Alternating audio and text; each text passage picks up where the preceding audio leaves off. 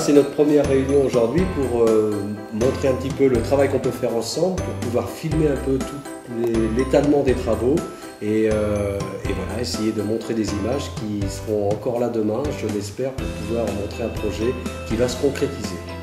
C'est un projet qui a été initié il y a maintenant presque 8 ans et on est très heureux de voir les engins sur le chantier et puis probablement l'année prochaine une inauguration qui nous donnera quand même satisfaction.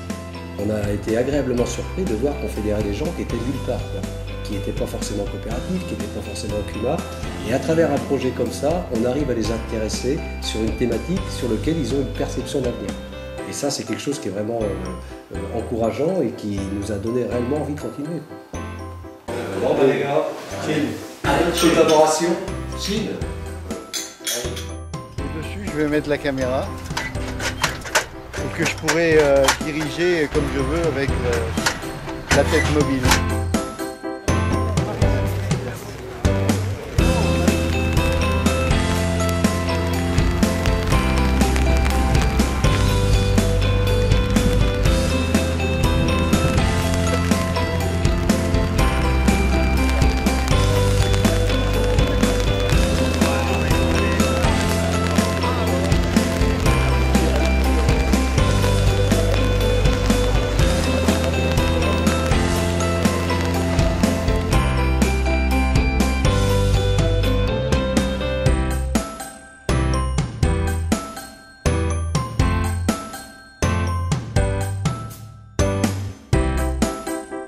Après nos 6 années de longues études et de périodes où il a fallu convaincre l'administration du bien fondé de notre projet, on voit enfin le début des travaux, donc des travaux qui avancent bien, sur lesquels on est tous impliqués puisqu'on est un groupe de 47 exploitations, dans lequel on est une dizaine à être un peu plus impliqués et à mener les travaux depuis le début,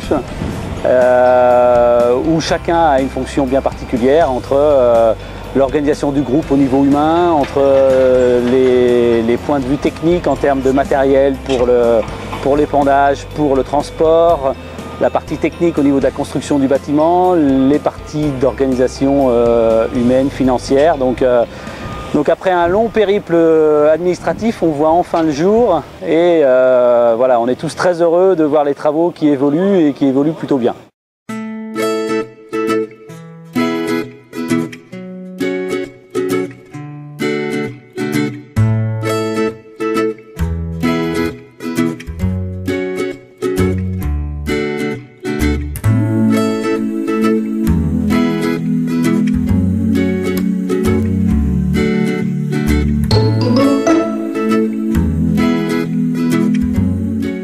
On arrive début novembre, tout prend forme. Donc on a un objectif de fin de travaux qui est toujours fin décembre. 30 par 27. 810 mètres carrés. Nous sommes dans le cœur de l'un des 2 digesteurs qui va permettre de faire activer l'ensemble des matières pour pouvoir donner du biogaz et faire tourner le moteur. Donc vous voyez derrière sur l'ensemble de cette installation 3 mixeurs qui vont permettre de faire malaxer la matière et générer le biogaz. On aura 7,70 m, 7,80 m de matière dans la cuve. Par rapport à ce qui était prévu sur le planning, aujourd'hui on est en phase avec l'avancée des travaux. Ce qui a été déterminant, je pense, pour en arriver là, c'est aujourd'hui on a pris les entreprises locales qui ont su bien mettre en phase l'ensemble des intervenants qui avaient à élaborer sur le terrain. On est juste à côté des tuyaux qui vont rejoindre le réseau de chauffage de la commune de Viers, qui va permettre d'alimenter le collège, le pôle santé, la piscine, tous les éléments qui seront dans la zone de courtier.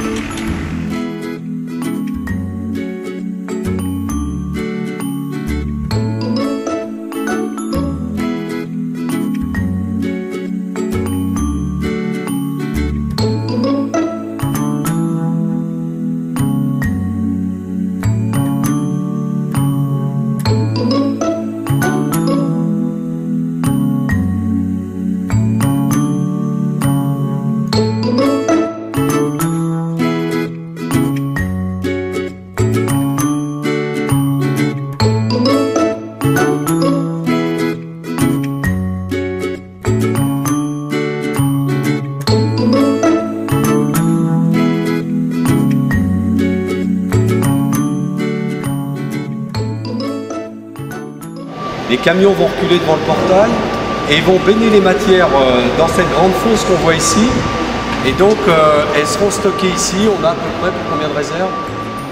3 jours de réserve. Donc le grappin il va remplir la trémie qui est ici et en même temps il va répartir tout le fumier qui arrive à l'intérieur de la fosse. Et il va donc l'homogénéiser pour qu'on ait, en fonction des différents types de fumier, un fumier qui soit le plus homogène possible pour mettre dans la trémie. L'ensemble des installations, on peut les vérifier au travers du téléphone portable. En fait, voilà, même quand je suis chez moi à la maison, je peux surveiller que l'installation tourne bien et qu'il n'y ait pas de panne. Donc ici par exemple, ce chiffre-là m'indique la puissance consommée par le broyeur. Et donc je peux vérifier qu'elle ne soit pas trop haute et que le broyeur soit bien en fonctionnement. Et donc au final sur l'unité de métallisation, on aura 3 styles de digesta. Du digesta liquide, du digesta solide qui sortira directement là-bas et ce séchage de bout décanté qui sortira ici qu'on pourra utiliser.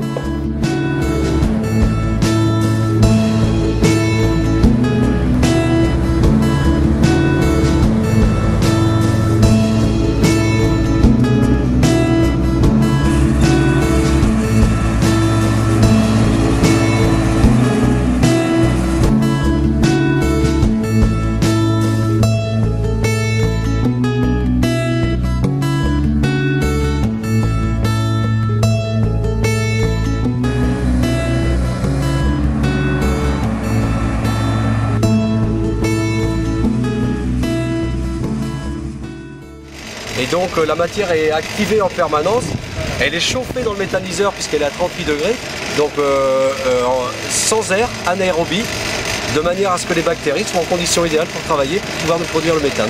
Pour le méthane donc, qui est dégagé par le fumier, il est récupéré et envoyé vers un moteur. Oui. Donc c'est le moteur qui brûle le gaz pour après faire tourner une génératrice qui transforme ça en électricité. C'est la pièce maîtresse, hein, c'est ce qui nous permet d'alimenter la turbine qui est là et donc de produire l'électricité pour pouvoir la réinjecter au poste d'injection ici. Mais toute la chaleur, on voit tout le process pour capter la chaleur du moteur qui sera acheminé directement pour être retraité et alimenter le ballon d'eau chaude.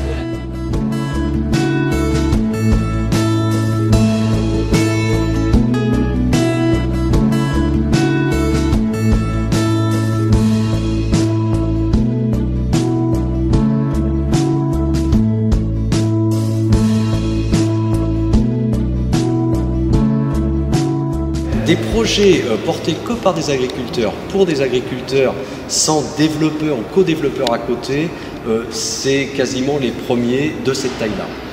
Au niveau français. Et au niveau européen? Les projets européens qui existent et qui sont de taille assez importante sont plutôt des projets qui étaient avec des cultures énergétiques et ce qu'on s'interdit de faire ici. Parce qu'à chaque fois qu'on prend un hectare pour faire de l'énergie, c'est un hectare qu'on prend à l'alimentaire.